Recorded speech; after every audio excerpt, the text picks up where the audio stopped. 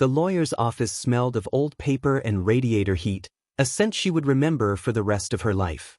Eleanor Marsh sat at the far end of a long mahogany table, her hands folded in her lap the way her mother had taught her, quietly, composed, taking up as little space as possible. She was 64 years old, and she had spent the better part of 4 decades learning how to disappear in rooms full of people who preferred she wasn't there. Across the table, her cousins Derek and Pamela were already smiling. Not at her. They were smiling at each other, the way people smile when the outcome has already been decided and the formality is simply the last box to check before the champagne is opened. Derek had his phone face down on the table, though Ellie could see the corner of it twitching with notifications he couldn't bring himself to ignore even now. Pamela sat with her legs crossed, wearing a blazer that cost more than Ellie's monthly rent, and she had the particular stillness of a woman who is very, very sure of herself. Thomas Aldrich, the estate attorney, cleared his throat and began to read. His voice was a dry, careful instrument, precise as a scalpel, and the words he produced fell into the room like stones dropped into still water. The house outside Billings, a sprawling ranch property with a wraparound porch and 60 acres of Montana grassland, was to be divided equally between Derek and Pamela. The investment accounts, valued at just over $1.3 million, were to be split between Derek and Pamela. The 2 parcels of agricultural land in Cascade County were to go to Derek and Pamela. The vehicles, the furniture, the artwork her grandfather had collected over 9 decades of living, all of it, divided neatly, efficiently, between Derek and Pamela. Eleanor Marsh received $100,000 from a modest savings account, described in the document as a gesture of appreciation for her years of devoted care. A gesture of appreciation. She sat very still. Her hands, still folded in her lap, had gone cold. She could feel the blood receding from her fingertips, could feel the particular kind of numbness that arrives not when something unexpected happens, but when the thing you most feared turns out to be exactly as terrible as you suspected. She had told herself for months that Harold would not do this to her.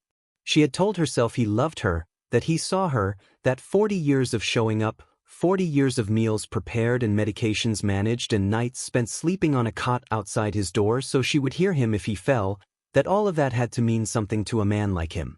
She had been wrong. Or so she thought. Derek was already leaning toward Pamela, murmuring something Ellie couldn't hear, and Pamela was pressing her lips together in a way that was meant to look solemn but was unmistakably a suppressed smile. They did not look at Eleanor. They had already stopped seeing her, the way people stop seeing furniture once they've decided to redecorate. She stood to leave. Her legs were unsteady beneath her, but she moved carefully, deliberately, gathering her coat from the back of the chair with the dignity of a woman who has long practice in walking out of rooms that have rejected her. She would not cry here. She had made herself that promise in the parking lot before she came in, and she intended to keep it.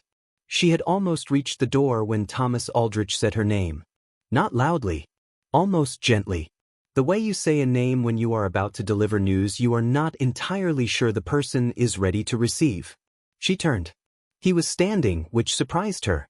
He had been seated throughout the entire reading, but now he was on his feet, and he was holding something that she had not noticed before. A small envelope, cream-colored, sealed with a red wax stamp that bore the imprint of an anchor. And beneath the envelope, resting on the pad of his palm like something fragile, was a key. Iron. Heavy-looking. Old in a way that suggested it had not been manufactured but forged, shaped by hand. On the bow of the key, the number C7 had been etched into the metal with the care of someone who wanted it to last.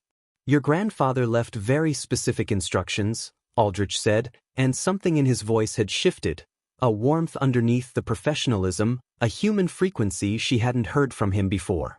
He asked that this be given to you privately, after the others had gone. He glanced, barely perceptibly, toward Derek and Pamela, and in that glance was something Ellie could not yet name. Something that looked almost like quiet satisfaction. He said to tell you, Aldrich continued, reading now from a small card he produced from his jacket pocket, that the key fits a door you don't yet know exists. And that behind that door he left you everything he actually owned. The room went very silent.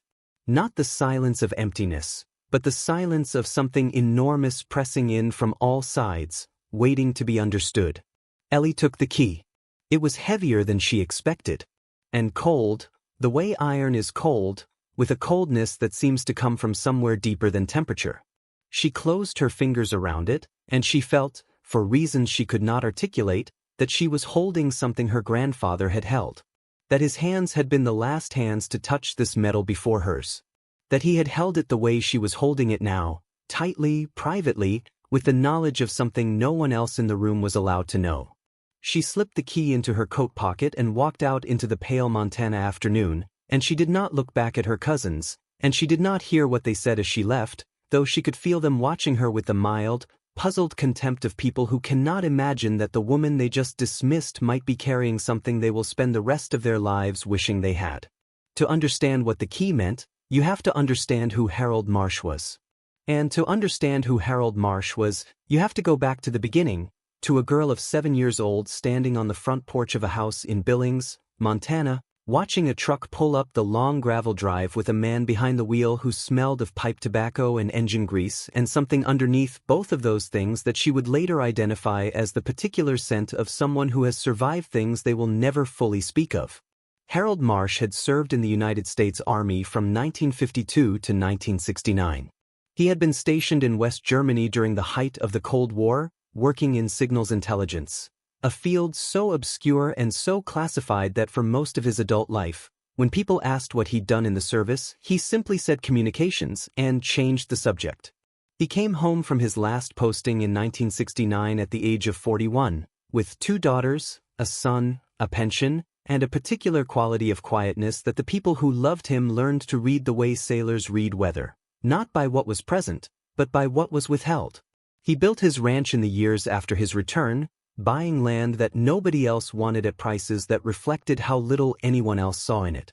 He was good with his hands and better with his mind, and he had the veteran's instinct for preparation, for the gap between what is visible and what is real, for the distance between what a thing appears to be and what it actually is. He grew alfalfa and kept cattle and drove the same truck for 30 years, and he raised his children with a severity that they resented and a love that they didn't recognize as love until most of them were too old to do anything useful with the recognition.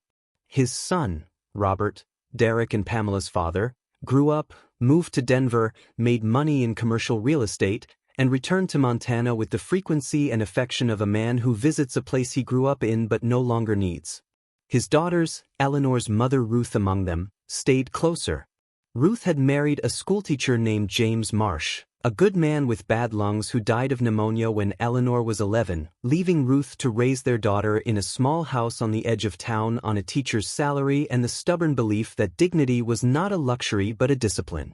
Eleanor grew up knowing that the ranch was the gravitational center of the family, the place everything rotated around.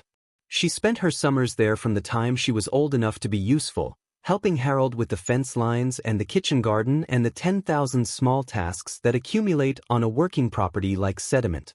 She was not a glamorous child. She was not Derek, who arrived every other summer in new sneakers with a new handheld game, or Pamela, who wore her hair in elaborate braids and regarded the ranch as a photo opportunity. Eleanor was the child who got up before dawn to help Harold check the water troughs.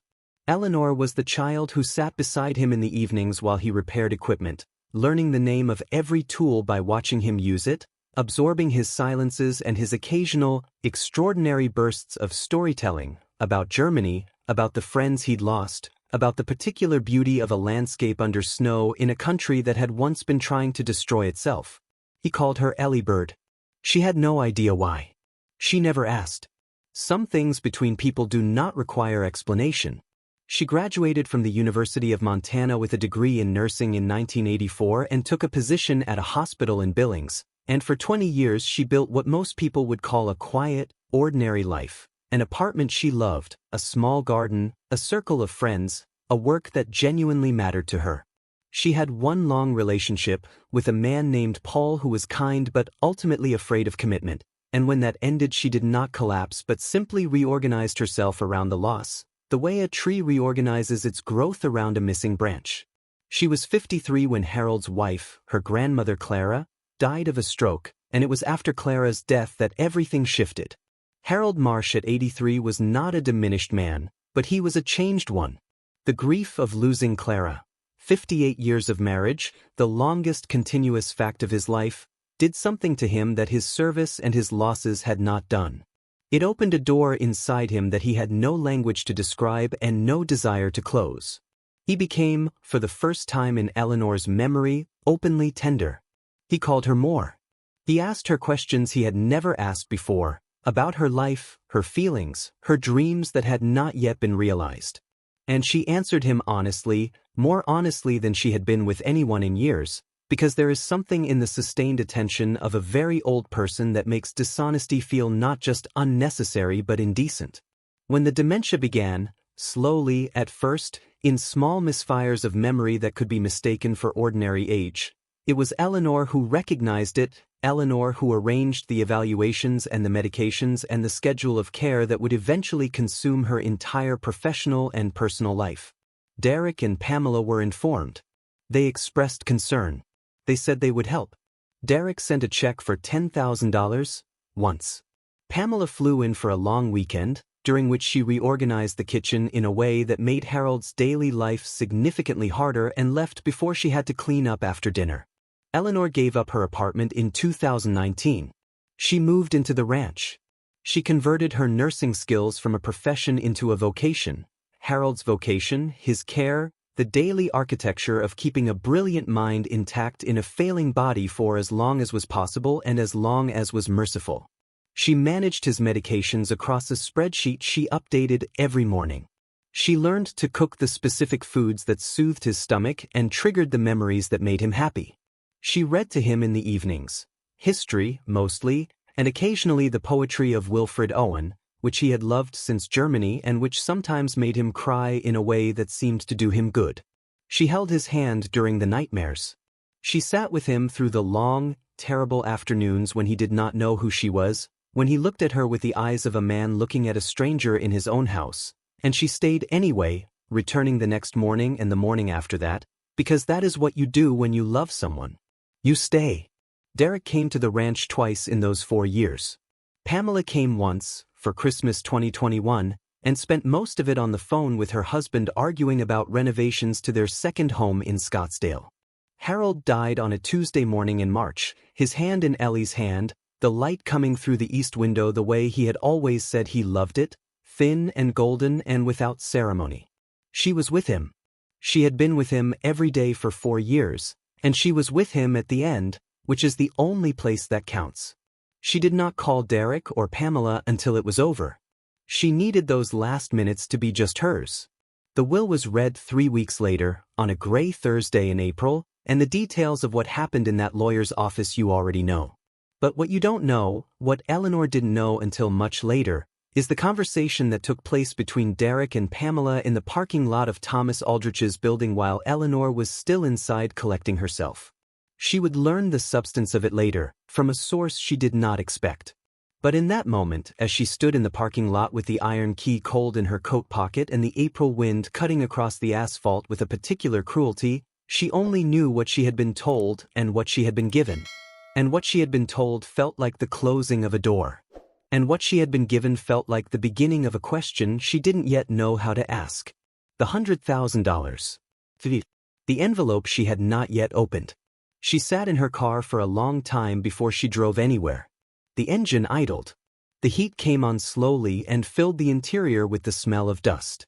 She pressed her forehead against the steering wheel and allowed herself, finally, in the privacy of her own vehicle, to feel the full weight of what had just happened. She had given Harold Marsh 11 years of her active presence, 7 summers as a child, 4 years of total sacrifice at the end, and a lifetime of love woven through every interaction between. She had left her apartment, her independence, her professional life, her social life, the small careful world she had built for herself, and she had given all of it to the care of a man she believed understood the cost of what she was offering. She had not expected extravagance. She had not expected the house or the land or the investment accounts. But she had expected, she realized now, with a grief that surprised her with its rawness, she had expected to be seen, to be acknowledged. To be told, in the language of the one document that cannot be revised or retracted, that her presence had mattered. That she had mattered. Instead, she had received a gesture of appreciation. And a key to something she had never heard of. She pulled the cream envelope from her coat pocket. The red wax seal, the anchor. She ran her thumb across it. She had not opened it yet. She was not sure she was ready. Because as long as the envelope remained sealed, it contained infinite possibility. Her grandfather's voice, his explanation, his love delivered in language she could hold. The moment she opened it, whatever was inside would become definite, finite, real. And she was not certain she could survive another disappointment today. She put the envelope back in her pocket. She drove home. That night she made herself dinner, eggs and toast, the meal of people who cannot bring themselves to cook anything more ambitious. And she sat at the kitchen table in the house that was no longer hers and would need to be vacated within 60 days, according to the terms of the estate, and she held the key in both hands the way you hold something sacred. She examined the number C7. She thought about what she knew of her grandfather's military service. Communications. Signals intelligence. A career spent in facilities that did not officially exist, doing work that was never officially described. She thought about a conversation they had had, maybe 7 years ago, during one of his clearer evenings. He had been telling her about his posting in West Germany, about the infrastructure of listening stations and relay points and the underground facilities that had been built during the Cold War in case the worst arrived. He had stopped himself mid-sentence, in the way he sometimes did when memory brushed up against classification, a reflex so old it had become unconscious, and he had looked at her with an expression she had filed away without fully understanding. "I built something, Ellie Bird," he had said. "Not for the government. For myself. For someone I trusted." She had asked him what he meant. He had smiled and changed the subject. She had forgotten it. Or she thought she had. But sitting now at the kitchen table with the key in her hands, she understood that she had not forgotten it at all. She had been carrying it, sealed and unread, in the back of her mind, waiting for the moment when it would become legible. She stood up. She put on her coat. She went outside into the Montana night, where the stars were extraordinary and the cold was the specific, clean cold of high elevation, and she stood in the yard and looked out across the 60 acres of grassland that now belonged to her cousins, and she thought, "He said behind that door, I left you everything I actually owned. Not everything in the will. Everything he actually owned." She went back inside. She opened the envelope. Inside was a single card, handwritten in Harold's script. Not his late script, the shaky, effortful letters of his last years, but his earlier hand, deliberate and precise, written she guessed some years before his decline. Ellie Bird. The key is for bunkers C7, on the Aldermore parcel. North of the property line, 2 miles on the service road, through the cottonwoods, until you see the hillside door. Take Thomas Aldrich with you. He knows what to do from there. Trust no one else with this until it's done. The Aldermore parcel. She had never heard that name. But Harold Marsh had. She called Thomas Aldrich the following morning. He answered on the second ring, and when she told him she had read the card, he said, without surprise, "I've been expecting your call." He arranged to meet her at the ranch the next day. He arrived at 9 in the morning in a Navy sedan, carrying a leather briefcase and wearing the expression of a man who has been keeping a very large secret for a very long time and is about to experience the relief of finally setting it down. He was in his late 60s, silver-haired, with the careful, measured manner of someone who had spent 40 years managing other people's affairs with absolute discretion. He drove. Ellie sat in the passenger seat with the key in her coat pocket and the cottonwood trees going past the window in the thin April light. The service road was not marked on any map she had seen. It branched off the main access road about a half-mile from the property gate, barely visible beneath a winter's worth of dead grass and gravel erosion, the kind of track that was made to be overlooked, that was engineered to disappear. Aldrich drove it with the confidence of someone who had driven it before, which, she would later learn, he had, exactly once, years ago, when Harold had brought him here to show him what he was protecting. They went through the cottonwoods, a long corridor of bare white trunks that in another month would be trembling with pale green leaves, and came out onto the base of a low hill, A rise in the earth modest enough to be unremarkable, the kind of topography that photographs as nothing and lives in memory as nothing, which was, Ellie understood now, entirely the point. Into the face of the hill, fitted flush with the surrounding stone and earth so perfectly that it was nearly invisible until you were standing in front of it, was a door. Steel, heavy, sealed with a lock mechanism that looked original, not a padlock, not a modern installation, but a fixed lock that had been cast as part of the door itself, decades ago, with the care of people who built things to last beyond their own understanding of how long that would be. Aldrich stopped the car.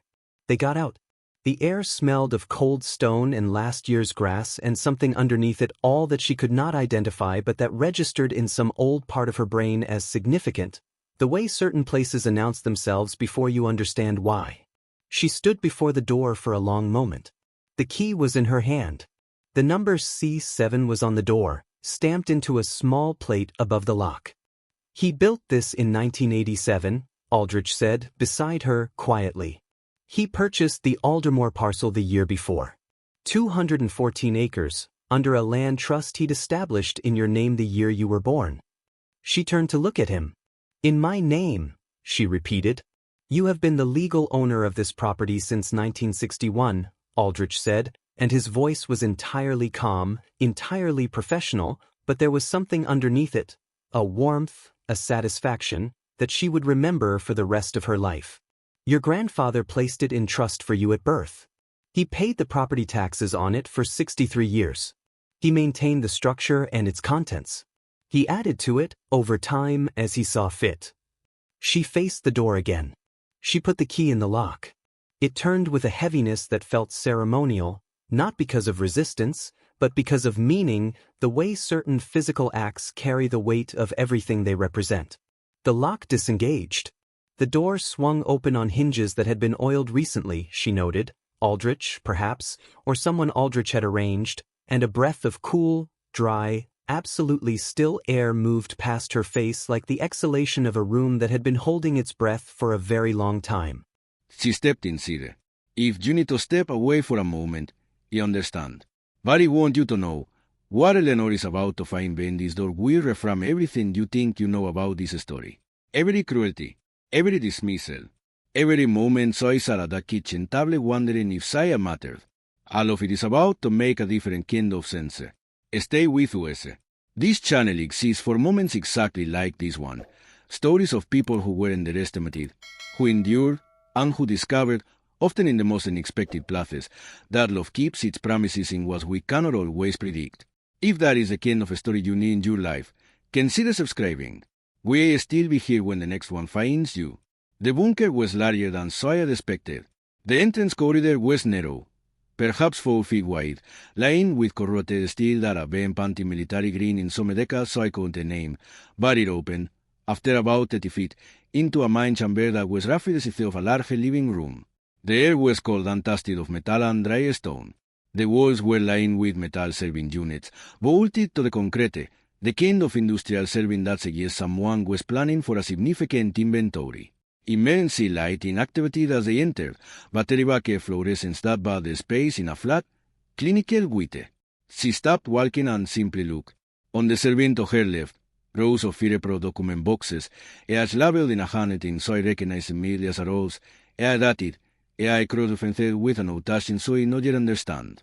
On the serving to her right, a series of small, heavy steel lockboxes, perhaps 20 of them, stacked in 2 rows, their combination locks catching the light. At the back of the chamber, against the far wall, stood a large FirePro safe, floor level, the old kind, built-in rather than freestanding. The kind of safe that does not get moved but was installed as part of the structure when the structure was built. Beside the safe, mounted on the wall at eye level, was a framed photograph so I recognized herself, at perhaps 7 years old, on the porch of the ranch, holding a fence post while harrowed it into the ground. She was laughing at something. She could not remember what. She had to sit down. There was a folding chair against the near wall, which somehow did not surprise her. Harold had always kept a chair wherever someone might need to think, and so sat in it and pressed both hands against her face and breathed for a moment, long and slow, until she was sure she would not dissolve. Aldia stood near the entrance, giving her the space to arrive herself. When Sai lowered her hands, she said, "Tell me." He opened his briefcase. He removed a document, thick, bound, official, and held it for a moment before he passed it to her. "The land trust containing the Aldermoor parcel," he said, "has been in your name since your birth.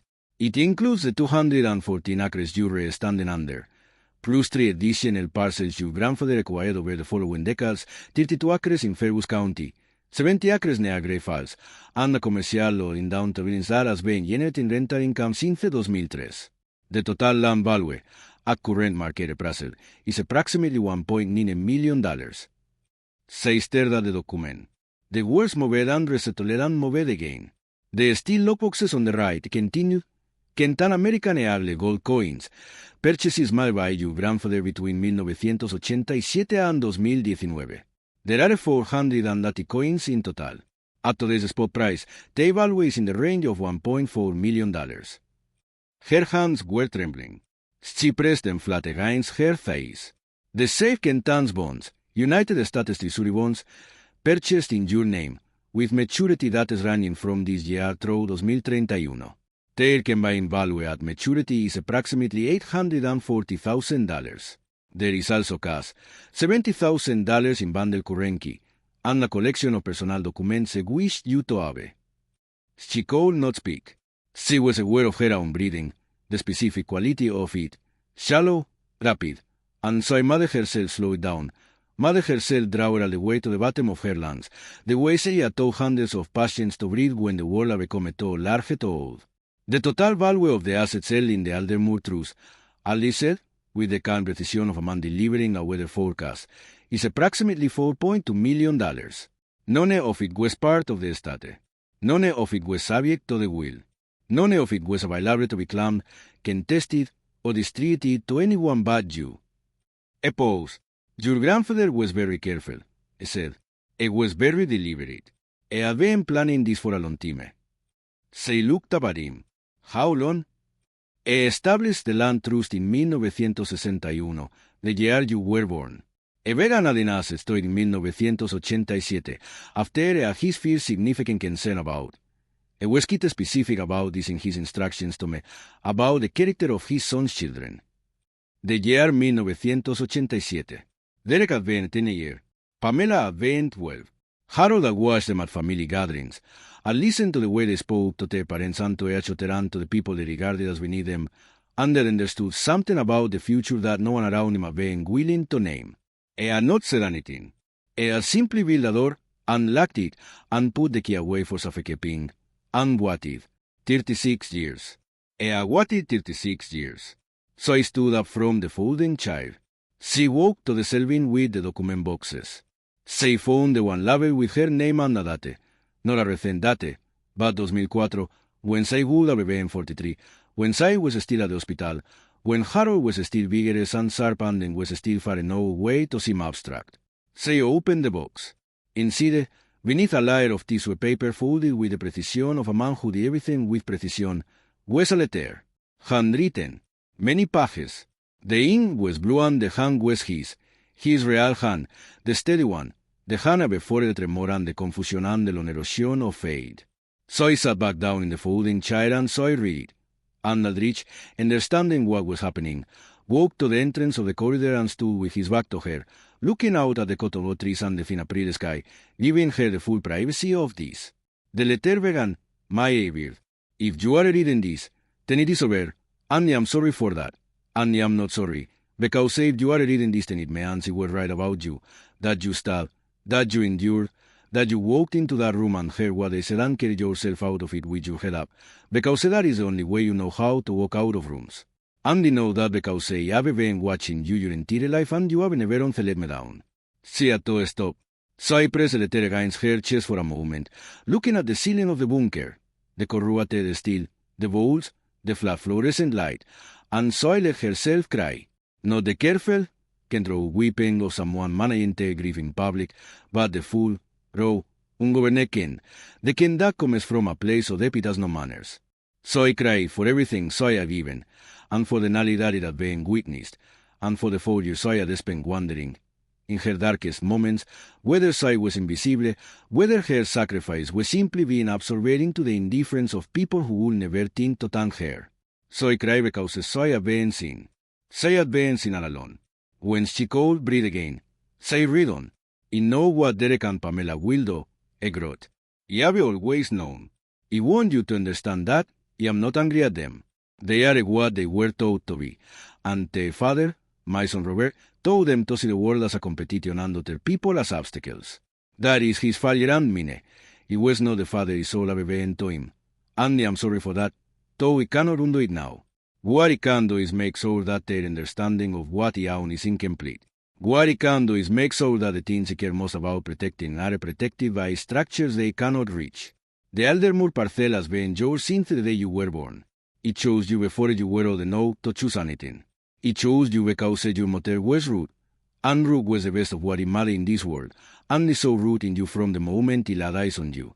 It chose you because he knew, even then, even when you were nothing but a fact and a name and a small waiting hospital blanket, that the world would underestimate you. You have watched it happen your whole life. You have watched people look past you. You have watched them take from you and fail to return. You have watched you give yourself away, over and over, with a generosity so quiet it looked like smallness to people who mistake restraint for weakness. They were wrong. They were always wrong. I built this bunker in 1987 to what I wanted you to have. I have added to it every year since then because the world changes and I did not know what shape you would take when the time came. I did not want you to inherit merely comfort. I wanted you to inherit freedom. The freedom to choose what comes next. The freedom to be, finally, entirely yourself, without the weight of other people's definitions pressing down on you. The land is yours. The gold is yours. The bonds are yours. The rental income from the billions lot has been accumulating in an account in your name since 2003.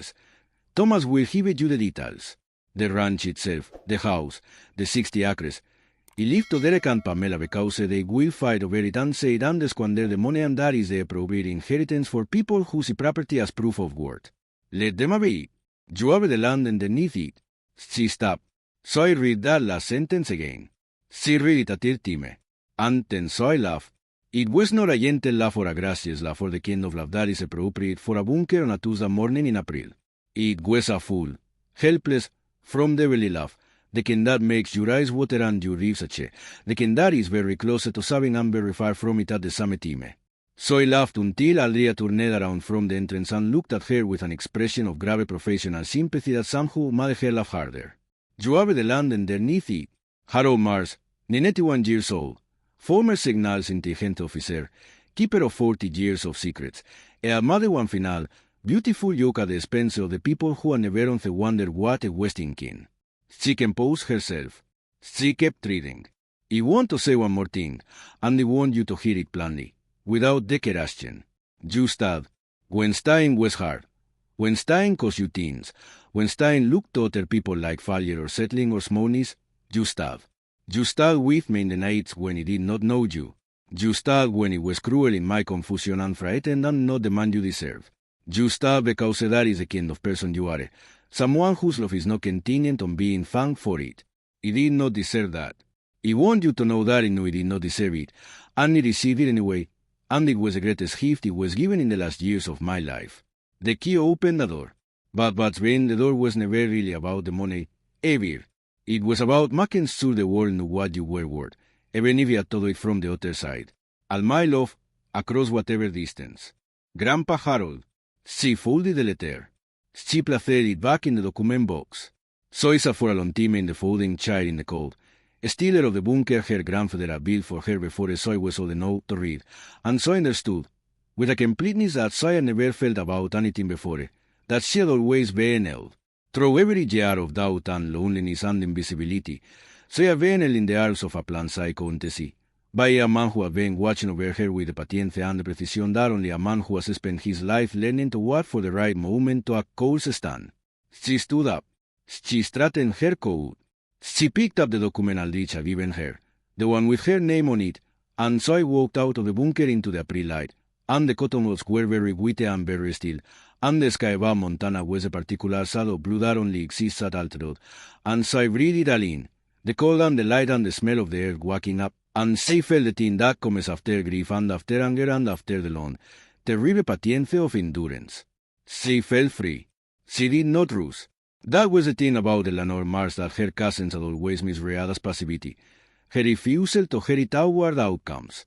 So I spent 3 days with Thomas Aldrich going through the documentation, understanding the full architecture of what Harold had built. She met with a financial advisor recommended. She arranged for the transfer of the gold coins to a secure depository. So I walked the Aldermoor parcel on a call, brilliantly clear as at 2 the morning with Aldrich and the property manager then guide. And so I stood on the point of the land and looked out at 214 acres of Montana grassland and understood that the horizon side was looking at West Hairs. On the 4th day, she called Pamela. She did not text. She did not email. So I called, and so I waited for Pamela to answer. And when Pamela did, with the fun impatient tone of someone who expects to be briefly inconvenienced, ella said, "I need one direct to meet me at the ranch tomorrow morning. There are some things we need to discuss regarding the estate." A pause. Regarding the estate has been settled. If you have concerns about the distribution, you don't need to take that up with her. I'm not disputing the distribution, ella said, and her voice was entirely level, entirely without a. I used need 30 minutes of your time. Tomorrow morning, 10 o'clock. Another pause, shorter this time. Pamela, ella had always understood, was a woman who was fundamentally uncertain of her own security. All the blazers and the condescension were the architecture of someone who needed, above all else, to feel in control of every room so I entered. Uncertainty, for Pamela, was an intolerable condition, and the only cure was information. She would come. Fine, Pamela said, 10 o'clock. They arrived together. So and Derek, in Derek's rental car, which was a black luxury SUV that said a great deal about the kind of trip to Montana they began planning. They came in through the front door of the ranch house that now belonged to them, and they found her sitting at the kitchen table with a cup of coffee and a manila envelope and the particular stillness of someone who has finished being afraid. Derek sat down across from her with the loose, easy confidence of a man who cannot imagine what an ambush feels like from the inside. Pamela told the child to his left and held her own coffee cup with both hands and watched it with narrowed eyes, the eyes of someone who has just noticed that the roommate no vieran to her advantage. So, Derek said, "What's this about?" Ella slid the manila envelope across the table. "Grandpa Harold," so he said, "owned more than what was in the estate. Considerably more. In property, in assets, and in accounts. None of it was part of the will because none of it was ever part of Harold Marsh's legal holdings as defined by the estate. All of it has been held in a separate land trust, in my name, since 1961. Thomas Aldrich has been managing it. He told you so know." Derek opened the envelope. So I watched his face as I read. Watched the first moment of confusion, the second moment of comprehension, and the third moment, the one so I have been waiting for, when the number on the first page settled into his understanding and his face went very still in the way that faces go still when they are trying to absorb something too large to absorb quickly. Pamela leaned over to read at the same time. And now Pamela set her coffee cup down with a small, careful movement that was the most controlled thing about her in that moment. "This," Derek started, "is entirely legal," ella said. "Thomas Aldrich will confirm it. You're welcome to engage your own attorneys. They will tell you the same thing. The truth is clear. The documentation is complete. There is nothing to contest. You know about this," Pamela said, and her voice had a particular quality of someone reaching for a tone of outrage and finding, instead, only blankness. "You know about this the whole time." "I did not," ella said, and this was true, and so I said it simply, without embarrassment. "I found out when you did. Almost." "Grandpa Harold," Derek began again, and then stopped himself, because there was, so I understood, no sentence code completed that would serve his purpose. There was nothing to dispute, nothing to threaten, nothing to leverage. The structure Harold had built was older than their ambition and stronger than their entitlement, and it had been waiting patiently in a hillside of civilians for 36 years, for exactly this morning. Pamela stood up. "I need to call my attorney," so I said. "Of course," ella said. "Take your time." Derek gathered the pages back into the envelope, his movements very deliberate, very careful, the movements of someone who is concentrating very hard on appearing composed. Stood, and looked at her, so I thought, perhaps for the first time in many years, with something approaching actual attention, actual perception, as though suddenly use become visible to a man that was still adjusting to the resolution. Iope, I said, and say Cole seemed choosing the words the way you choose footing on uncertain ground, that there are no hard feelings. Ella looked at him for a long moment. So I thought about the kitchen table the night of the will reading. She thought about the food and chair in the bunker. So I thought about Harold's handwriting, steady and blue, across the pages of a letter written before the tremor took his hands. She thought about all the mornings. No, so I said, there aren't they. And I meant it, not because I had forgotten, and not because I was performing Grace, but because I saw the land and the gold and the letter and the photograph on the wall of the bunker, herself at 7, laughing, holding a fence post, under either a living her since the wearied and a being replaced, somewhere in the last 4 days, by something quieter and more durable. Something that felt less like forgiveness and more like completion. They left. They heard their sube on the gravel drive. So I listened until the sound of the engine faded completely. Then I poured herself another cup of coffee and sat in the kitchen of her grandfather's house for the last time, and so I looked out the window at the 60 acres going golden in the morning light, and so I thought, this is not mean anymore, and that is perfectly fine, because what is mean is better. The months that followed were not a fairy tale.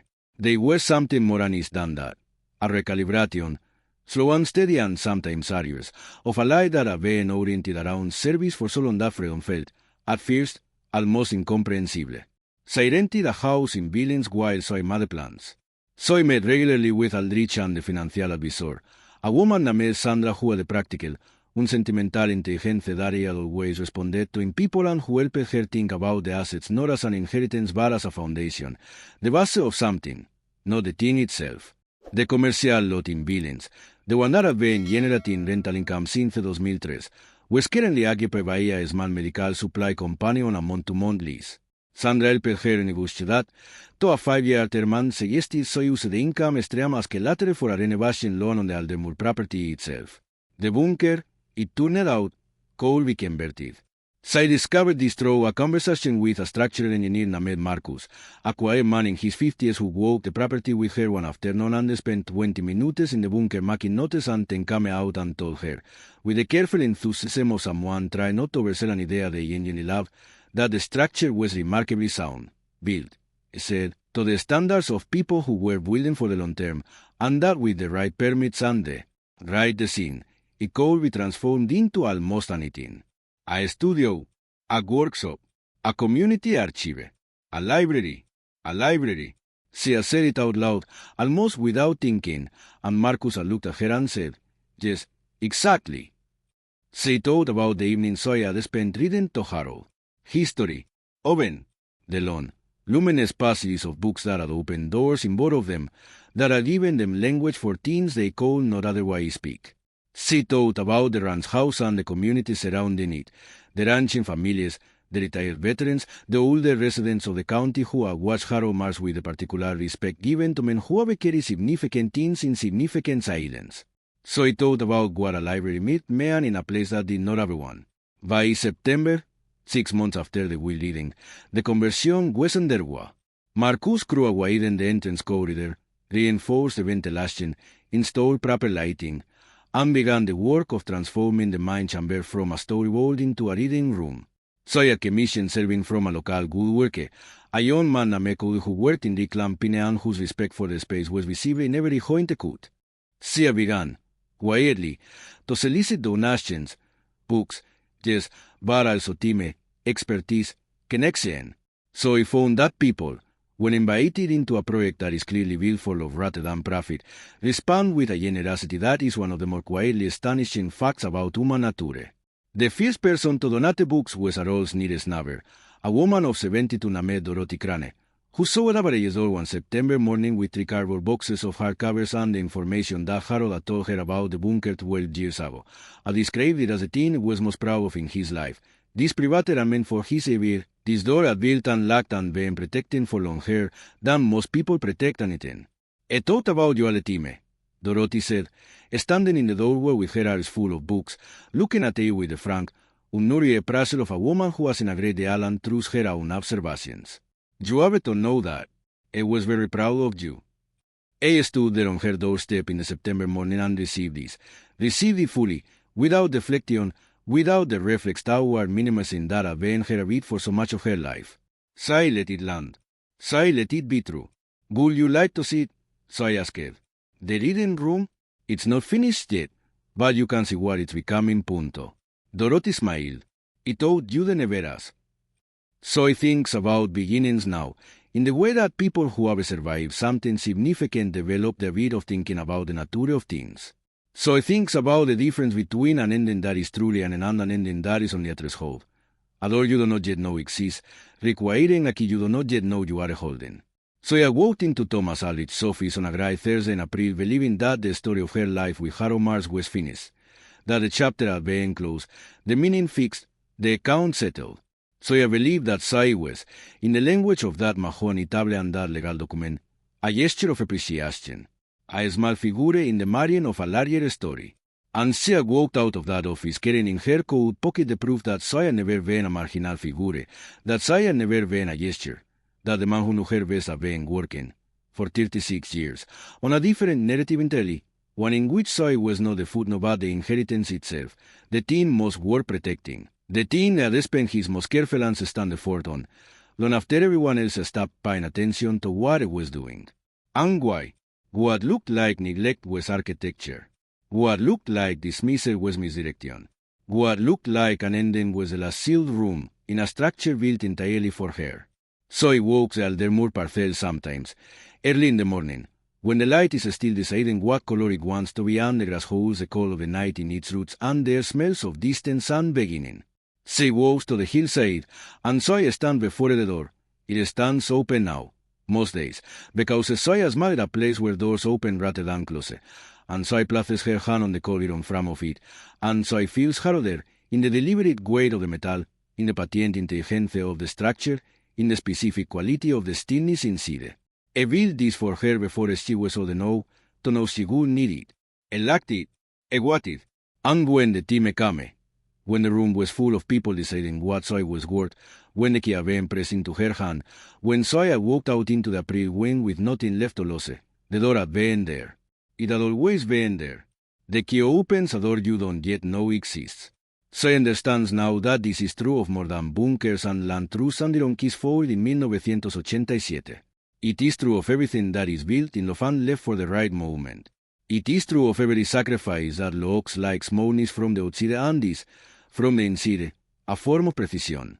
It is true of every person who was told, in the language of wills and waiting rooms and the careful dismissiveness of people who are too certain of themselves, that their life, their service, their love, amounted to a gesture.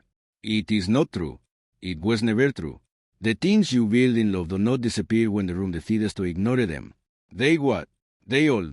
And when the time comes, they open. If there was a moment in this story that stayed with you, a moment that found a part of you that has endured something, that has given more than you were thankful for, that has stood in a room where your work was being measured by people who didn't have the instruments to measure it, I want to hear from you. Leave one word in the comments. One word for the moment you realized you were stronger than what was trying to diminish you. Not a sentence, not an explanation. Use the word. You ain't know which one it is. And the person reading the comments next to you will know it all, because we have all been in that room, and we recognize a achot there. If you know someone who needs this story today, a mother, a sister, a friend, someone who has given and is sitting right now in the quiet aftermath of affairs that didn't go the way they deserve, don't tell them about it. You send it to them. No explanation needed. The right story at the right moment is its own message. This channel is built on a single belief, that the stories of quiet people deserve to be told loudly, that the ones who stood, who endured, who carried the weight without requiring an audience, their lives are the most extraordinary ones. If that is the kind of story you want to return to, we will be here, with another one, whenever you are ready.